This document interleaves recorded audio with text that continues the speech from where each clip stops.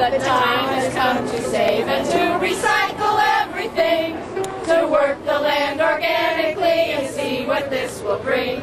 For children's health and food for all, come join us as we sing, us old birds on the wing. No more lies from politicians, we know where the heck that they've been. With Granny's funk and voices strong, we'll stand against the wrong until we set things right. What are we going to stop? LNG! What are we going to stop? LNG! This is a big moment, because a year ago, if you had said LNG, most of us wouldn't even known what it meant. And today, we got hundreds of folks at Salem and supporting us in the communities along the pipelines and around the terminals that are planned that are all saying one thing. No to LNG! LNG is bad for Oregon on ways that you're going to hear today, from exacerbating the impacts of global warming to eminent domain, taking property of farms and forest landowners along the pipeline route. Not mine! Putting communities at risk. Putting communities at risk along the pipeline. This LNG project puts us in exactly the opposite wrong direction, which is a line that I took directly from our Secretary of State, Bill Bradbury, who I'm going to introduce to you first today. Let's talk for a minute about why all of us are here. We're here this morning because we are deeply concerned about the safety and the sensibility of liquefied natural gas. And I'm here to say that I am opposed to bringing an LNG terminal to the state of Oregon.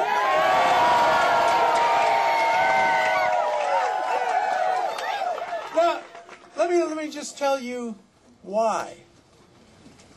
I believe that at a time when we're trying really hard, really desperately to wean ourselves off of fossil fuels, it just doesn't make any sense to build a new facility that will increase our use of those very same fossil fuels. It's the wrong direction. So I have to ask, have we learned anything from the years watching our planet warm at an exponential rate? Have we learned nothing from the retreating glaciers that we see on Mount Hood? Have we learned anything from the melting snowpacks in the Cascades?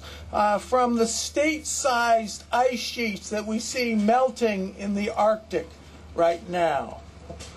But let's be clear. Right now, we are facing a challenge about how we will, in fact, move forward, and how we're going to find a solution both to the problem of global climate change and meeting our energy needs. And we clearly really do have a choice that we have to make. Do we fall back on the same old short-sighted ideas that got us here in the first place, or do we move forward into a renewable world that will still be around for our kids? So, I don't think it's really any surprise what my answer to that question is. Your answer was wonderful. Knowing what I know about the last century of energy policies, I cannot in good conscience support a move that would tie us to fossil fuel imports from foreign countries.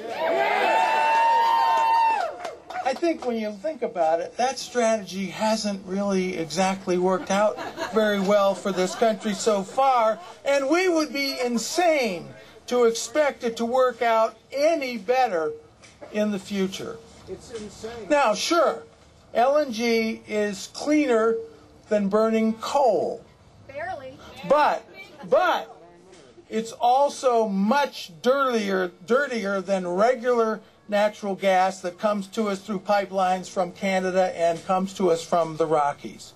An enormous amount of energy is required to liquefy the natural gas, then transport it across the Pacific Ocean, and then decompress it in order to turn it back into a gas form. LNG has a 20 to 30% higher greenhouse gas impact than domestic natural gas. That's right. That is not the direction we should want for our future. No way. On the other hand, here's where I think our future should be headed. The governor and I share a complete, unwavering commitment to renewable energy. And in this past legislative session, the legislature joined in that commitment, and this state, took a giant step forward.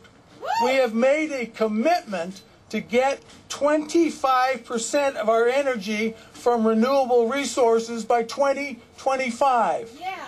That's an incredible commitment. We should all be proud of that. And I have to say, I know this might be a little unpopular with some of you, but I want you to understand the governor has continued to push that ball forward and continues to work very hard to deal with the global warming concerns. The point is, I think that all of us should be really proud of Oregon, and we should recognize that Oregon is now seen as a national leader on renewable energy development. And I, for one, don't want to see that reputation tarnished by LNG. And it's very clear that it does, in fact, tarnish that reputation.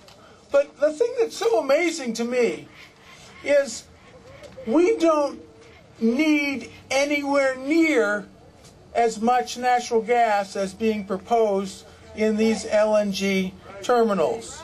Even if just one of these three proposed terminals, any one of those three, any one of those three terminals would meet our annual demand, more than meet our annual demand for natural gas. So you say, well, so where do you think the rest of it is going? California! So let me be clear. I do not think that Oregon should become the pusher enabling California's dependence on fossil fuel.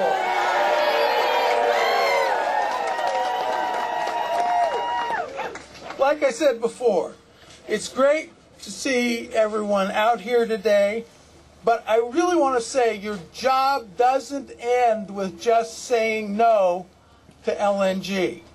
In fact, it's really just the opposite.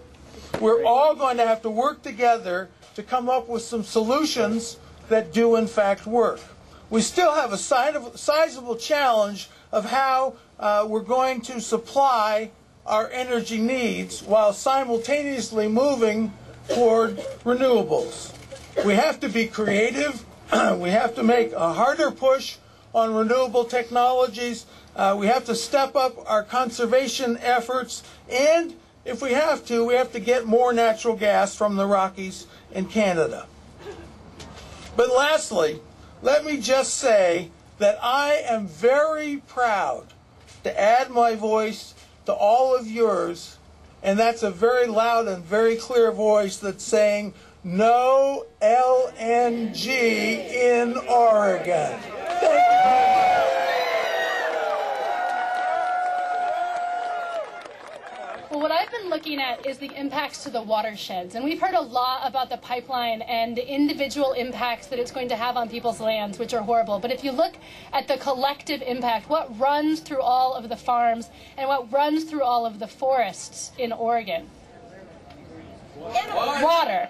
Creeks, rivers, streams, through everything. And where does the pipeline cross? It crosses all of those. And how does the pipeline cross it? This was an interesting thing to learn. They cross in a couple of different ways. One way is called the wet crossing. Can you imagine what a wet crossing is? It's digging a trench in a river while it is flowing. That's what they're planning on doing on the wild and scenic portion of the Clackamas River in the Mountain Hood National Forest, because there's no other way they can do it.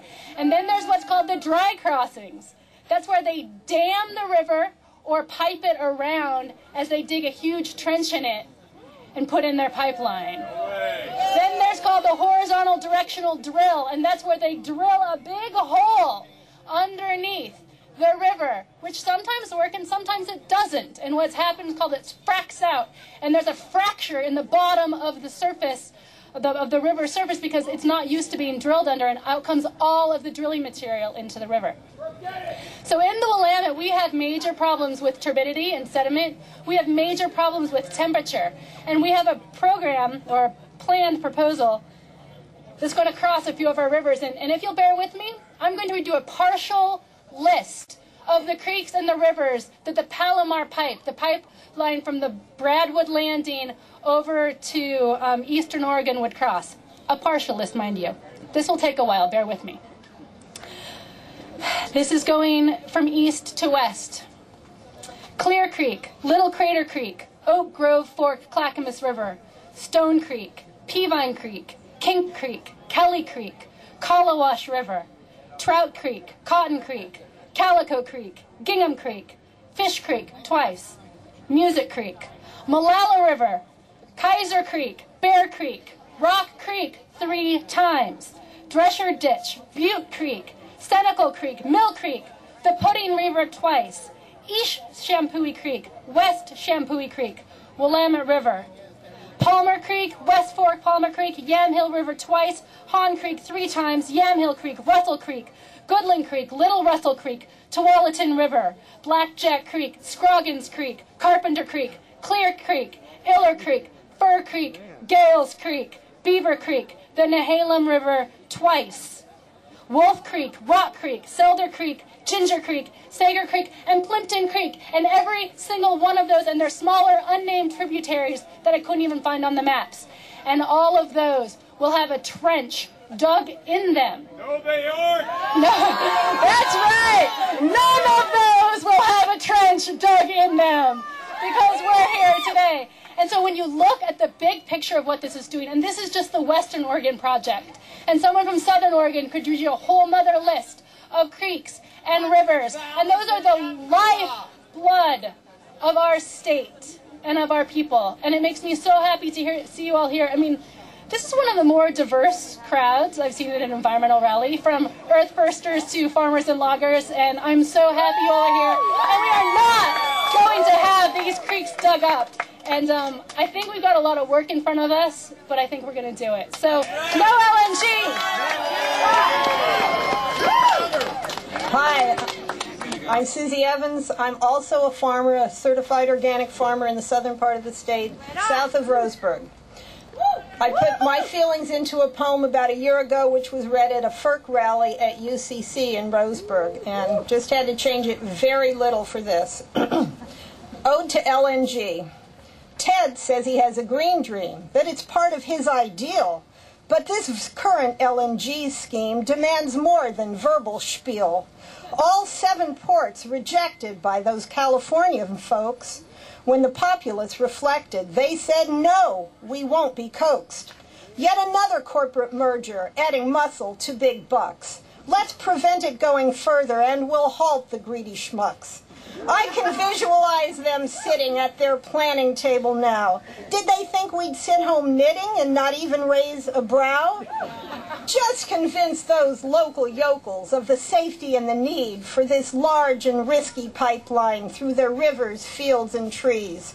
Clear-cut thousands of fine acres. Just erode those unnamed creeks. We're the doers and the makers. Country folks, they're always meek. Go to spots like Indonesia, liquefy their natural gas. Fill those huge, expansive tankers, ship it back, and pump it fast. Pump it all to California, where they have the bucks to pay. So we tear up Southern Oregon. They'll get over it someday. Well, I'm sure you get the message, and I hope you're fuming too, as you learn of all the reasons why this pipeline can't go through. Since I've listed but a few of them, I'll share some more right now, for it's vital that we make it known to leaders with the power. Why do that global shuffle? New approaches are at hand, yet we currently are shipping gas from Alaska to Japan. And what about the dangers, the location at the coast? One explosion at the terminal, Coos Bay, could just be toast. Ah, yes, that airport's right next door. Ever heard of pilot error? And another point we should explore, the thought of focused terror. So we must all pick up our pens. Outrages must be shared with politicians and with friends and neighbors everywhere, and especially with us all right here as we group to raise concern. Our messages ring loud and clear. Now it's Ted's mind we must turn. My name is Mary Jedry, and I'm CEO of Rogue River Wind, and we have developed a rooftop wind turbine capable of converting gusty, turbulent, non-laminar airflow into power. But what I really want to talk to you about today is the fact that there's a global movement towards decentralized power. And that decentralized energy is where you produce energy at or near the point of consumption. And the benefits of that, particularly in terms of fossil fuel power generators, is that you don't have the heat losses, and most importantly, you don't have the transmission losses with centralized power. Most importantly, they've discovered, studies have been done in the United States, that distributed energy or decentralized energy will average savings of 44% lower capital costs and 15% lower retail costs to the ratepayer. And even renewable energy, centralized renewable energy, is not carbon neutral because they require standby generators to idle, and when they're not working, when the wind isn't blowing or the sun isn't shining, the waves aren't swelling enough, then these generators have to cycle up, and they actually produce more carbon imprint than if they were just operating as usual. The next thing I'd really like to focus on and express to you is the concept of community-owned power generation. There's been a lot of studies done. It's being done here in the United States now, where communities are actually taking ownership of that power generation. And though it's been sold that corporate-owned power utilities are more efficient, empirical and statistical data don't confirm that. In fact, they're showing that it's 44% less capital costs, and that the corporate-owned, community-owned has 16% more power output, 42% increase in wages, 25% increase in local jobs, long-term local jobs during the operational phase, and businesses have 53% higher revenue, and there's an 8% increase in tax revenue to the community. The benefits of community-owned power are so great that it's foolish for us to continue with this privatized model.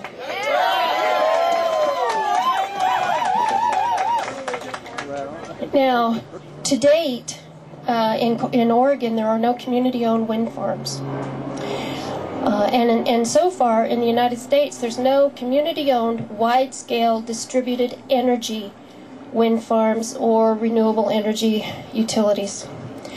I want us to be the first state in the union to become a community-owned, wide-scale, distributed energy producer. And just so you know, it costs $1 million per mile to string transmission line to a rural farm in Iowa or Oregon. And the environmental footprint of centralized power, whether it's renewable power or not, is enormous.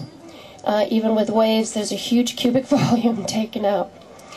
The last thing I'd like to finish on real quickly is national security.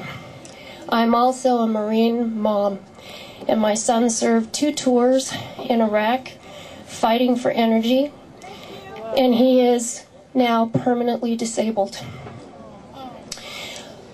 Energy fuels U.S. foreign policy, and we have sons and daughters dying in Iraq for energy that can be produced right here. That's right. Yeah. Yes, ma'am. So if we were to import LNG from unstable rogue nations, we would not only be increasing our trade deficit, which is already devastating us economically, but I guarantee that if they wanted to cause trouble to us, they wouldn't have to blow up an LNG terminal. All they would have to do would be to withhold shipment. Yeah. When they withhold shipment, the chaos that would ensue when we couldn't produce power that we had become dependent upon would be overwhelming, and it would make a mockery of our national security. But it would be profitable.